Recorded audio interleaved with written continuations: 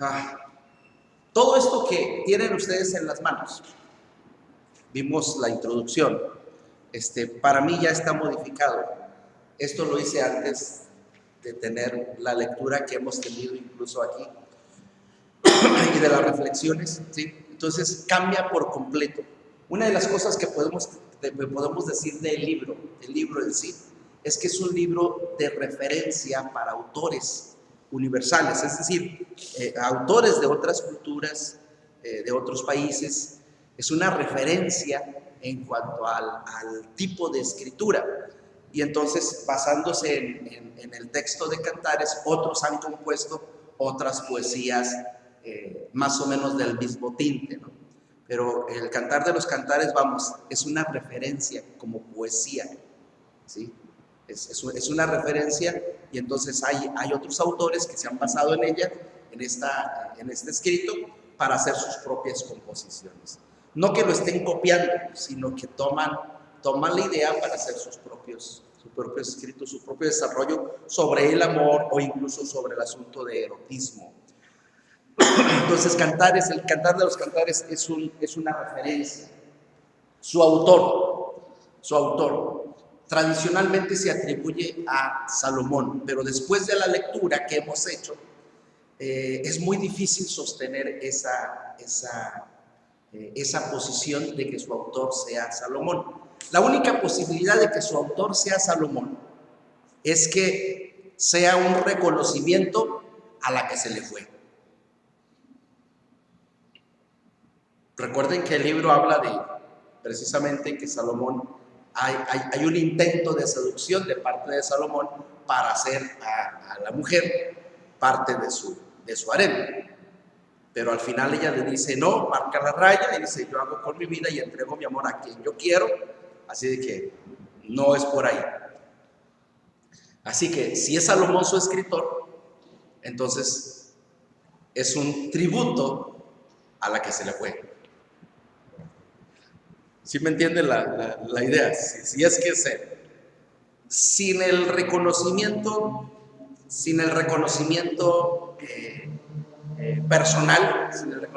personal de que ha hecho algo que también es indebido. Recordemos un asunto. ¿Salomón hijo de quién es? ¿De quién? Sí, ¿y de quién más? Si David no lo parió. Es de la que con la de Betsabé.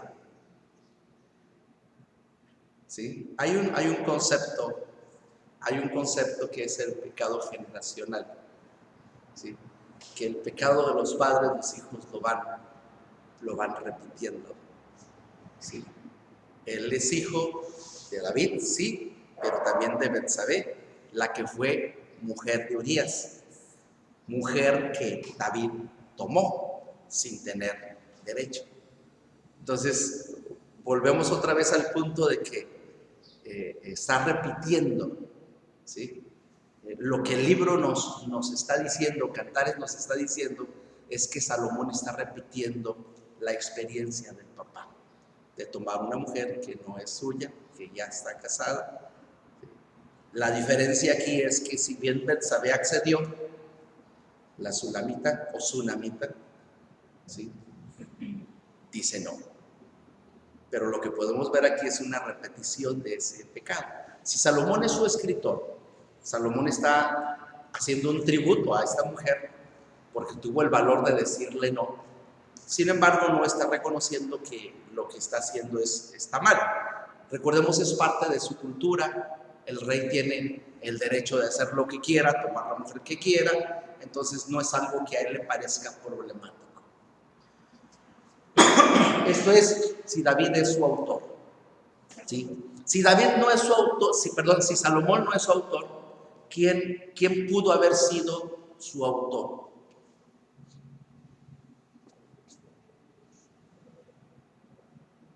¿Opiniones? No tenemos que dar un nombre, pero sí pensar en las características de quien escribió.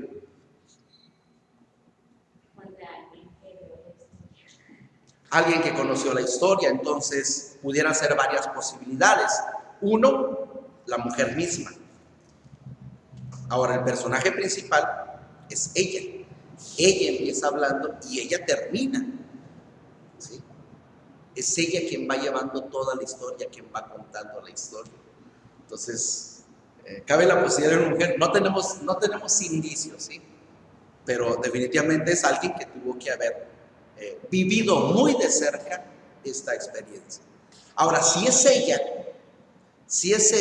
se constituye en un canto de victoria en cuanto al amor, porque está expresando su amor hacia su amado, ¿sí? Pero también se constituye en una denuncia pública de intento de abuso, porque está manifestando, que vuelvo otra vez al punto, en esa época no es algo que se vea del todo mal, no significa que es justificable, no significa que está bien, significa que en la época no es cuestionable, ¿sí? Que un rey tome a una mujer que ya está casada, no es, todos los reyes lo hicieron, ¿sí? O sea, no es algo que era parte. Sin embargo, ahí queda como constancia a nosotros de que se hacía, ¿sí? De que había personas que participaban de esto. Entonces, si es la mujer, por un lado es un canto de victoria del amor, por el otro lado es una denuncia pública. Si no es la mujer su escritora, ¿sí? Pudo haber sido un amigo tanto de él como de ella. Si es de él, ¿sí? Si es un amigo de Salomón, que en tono de broma compone, y digo en tono de broma porque es común, o sea, es común que entre los amigos se echen bulla cuando una conquista ha venido abajo. Entonces, se te fue. Y órale, para que lo recuerdes. Sí. Cabe la posibilidad. Estamos hablando desde la perspectiva humana, ¿eh? Recuerden, estamos hablando desde la perspectiva humana. Desde la perspectiva divina viene lo que vamos a terminar la próxima semana. Digo terminar porque les decía, ya no nos queda mucho tiempo para eso, y sí necesitamos un poquito más de tiempo. No sé si una sesión no sea suficiente. Eso sí, la próxima semana, pues ya quien esté, empezamos a tiempo y ya terminamos. Pero, entonces, estamos hablando desde la perspectiva humana. O, si no es la mujer, del lado de la mujer, pudo ser, no sé, el esposo o cualquier otra persona que los conoció de cerca. Pero eso cambia mucho la perspectiva del autor. El título que dice, ¿no? En el título, ¿qué menciona? Menciona Cantar de Salomón, Cantar de los Cantares de Salomón. ¿Sí menciona? Sí. El término puede significar lo mismo. Puede significar o sea, que él lo escribió. Puede significar para, como una dedicatoria. O puede significar sobre, como que voy a hablar sobre. Entonces, la partícula que se utiliza aquí en de realmente acepta las tres acepciones. Entonces es difícil poder definir y decir, no, es que sí es amor. Hemos aceptado por mucho tiempo que así es, pero el contenido a mí me hace dudar mucho de esto. Tiene una referencia del primer versículo, y de Salomón y compuso 3,000 proverbios y sus cantares fueron 1,005. Sí, escribió muchos. Por eso lo aceptamos tradicionalmente como que es él, ¿no? Porque él fue un autor muy prolífico, que no tenemos todas sus obras. O sea, fíjate la cantidad de obras que se mencionan y no las tenemos. Pero me diga al principio Cantar de los Cantares, el cual es de Salomón. Por eso, porque la terminología nos permite el que sea una declaración de propiedad de él, ¿sí? O una declaración de dedicatoria para él, o una declaración donde se dice voy a hablar sobre él. ¿Ya? Entonces la terminología no nos ayuda en ese sentido. También algunos salmos son adjudicados a Salomón. Fíjate que no he visto. Creo que sí. Sí, sí. Pero volvemos al punto. Entonces, esa es la razón por la que normalmente se le atribuye. Pues, fue un autor muy prolífico, él se cataloga en su tiempo como el más sabio, entonces no es difícil que digamos, sí, es él, pero el contenido a mí me cuesta trabajo aceptarlo, a menos que, como les digo, sea un tributo a la que se le fue viva. Que también puede ser, que finalmente terminó enamorado de ella, terminó amándola, y que podría a lo mejor explicar el hecho de que la dejara ir. Que me hizo matar a ¿Sí? Sí, o sea, que al final de cuentas pudo ser, o sea, cabe la posibilidad, pero bueno, ahí está. Eso sobre el autor. Sobre la forma literaria, definitivamente es poesía. A mí me suena una poesía coral. Se piensa que era un canto que se entonaba en las bodas, ¿sí? En las bodas, entonces, sobre todo en las bodas reales, estamos hablando de las bodas reales. Entonces, mínimo sí cabe dentro de una poesía coral, aunque ellos no conocieran estos términos. ¿Por qué? Porque se ve la participación de varios personajes. Está la mujer, está el amado, está el esposo, están las doncellas, están al final los hermanos de la mujer. O sea, vemos varios personajes interviniendo. Entonces, si eso es algo que se leía, seguramente se leía como una poesía coral. Y su tema exalta el amor físico, ¿sí? El amor físico entre el hombre y la mujer. Y como una denuncia ahí medio velada sobre el intento, ¿no?, de seducción de parte del rey hacia esta mujer. Entonces fecha, pues igual para mí puede ser en los tiempos de Salomón o después de los tiempos de Salomón, ahí muy cerquita.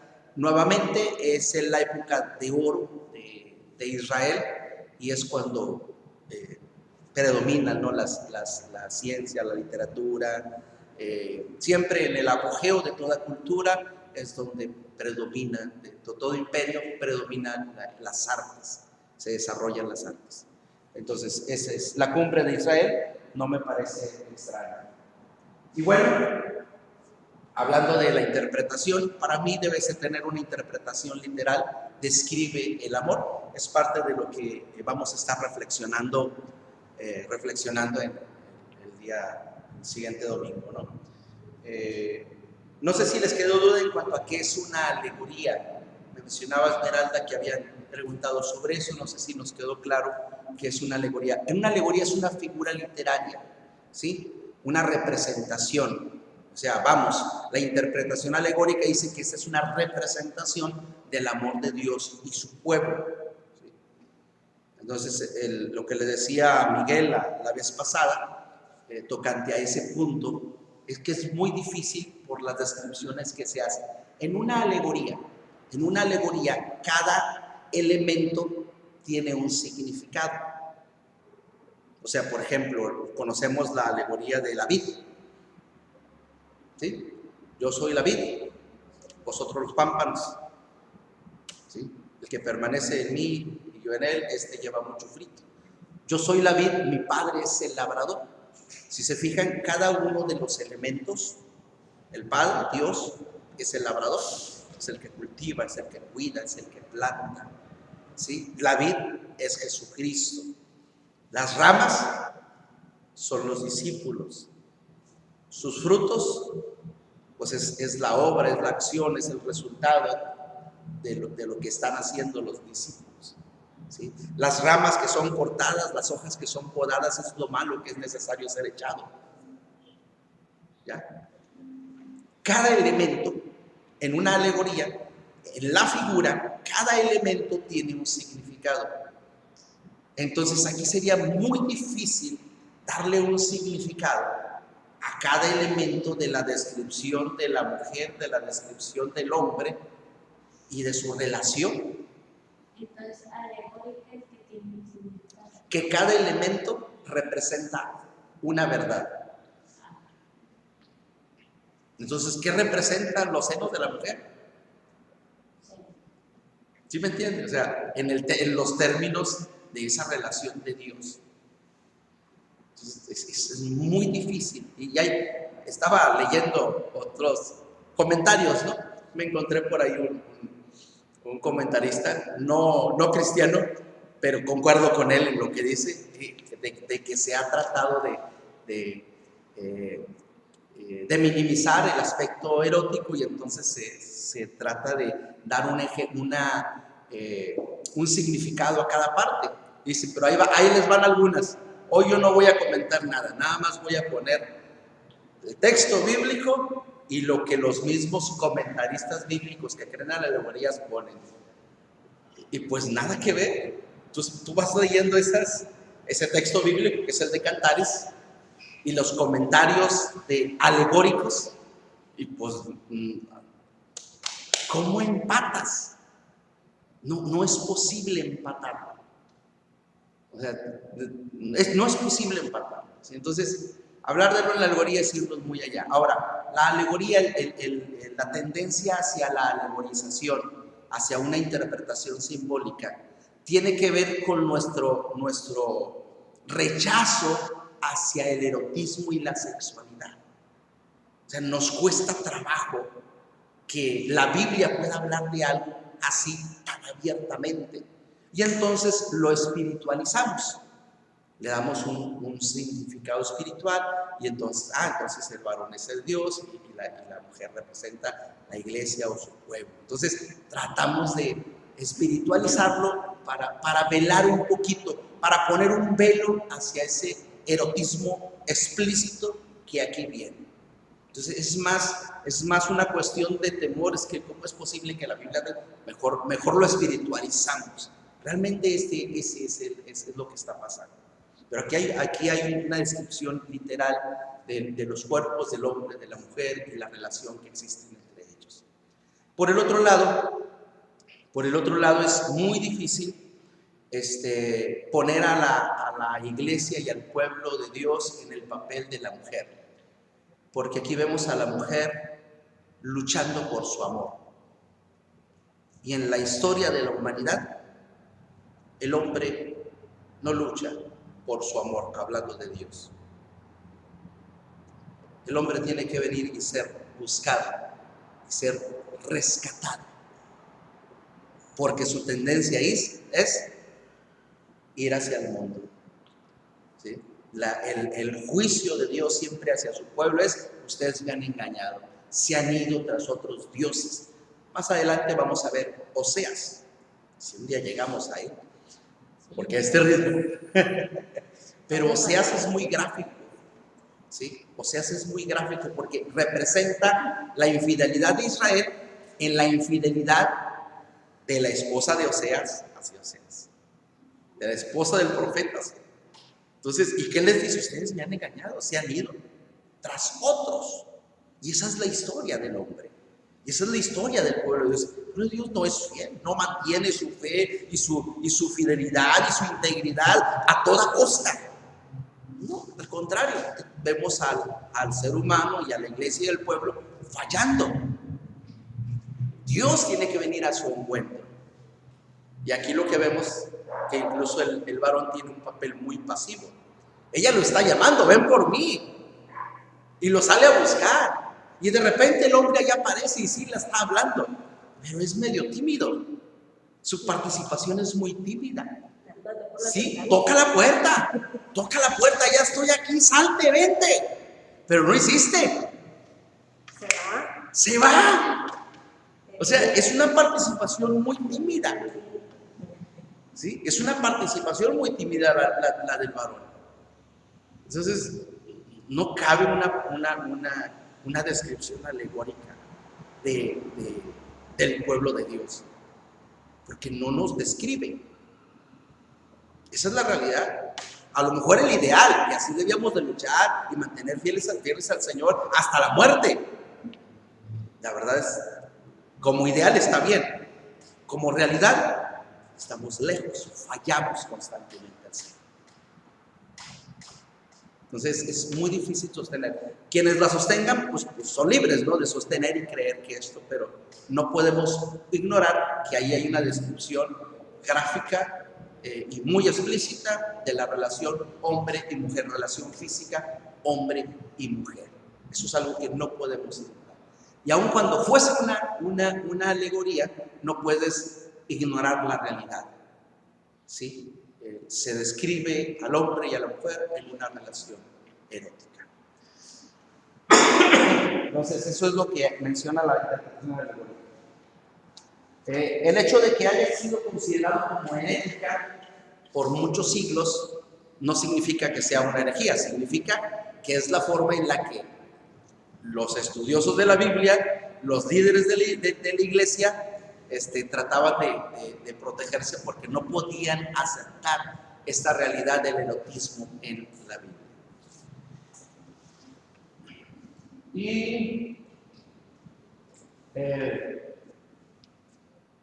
la otra razón para poder decir que no era Salomón el amado es que se menciona precisamente que es pastor. El esposo es un pastor. Por eso lo anda buscando entre los pastores. Por eso va al campo a buscarlo. ¿Sí? Explicaría tal vez el rechazo de la familia de ella hacia él. Porque si ella es una princesa para ser ofrecida a Salomón, porque sus hermanos la han ofrecido, si es una princesa, pues es natural que no quieran que tenga relación con un pastor.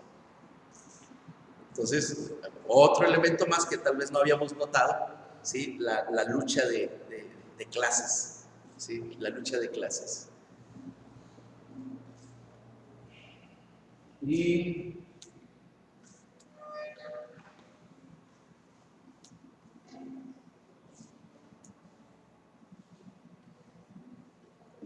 muy bien, preguntas,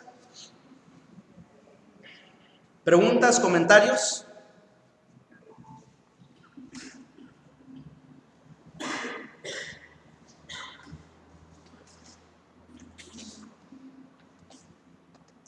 ¿No hay preguntas, comentarios? Están muy callados. Bueno, es que como ya lo vimos la vez pasada. Ok, muy bien. Ni hablar. Por cierto, me enteré que le dieron un sesgo muy interesante. Me hubiera gustado estar. A la otra hay que grabar. Te voy a enseñar a grabar. Sí, porque me perdí. ¿Qué? Creo que se me había olvidado. Te tengo que enseñar porque me perdí de eso y por lo que tengo entendido tomaron un sesgo muy, muy interesante y me lo perdí. Sí,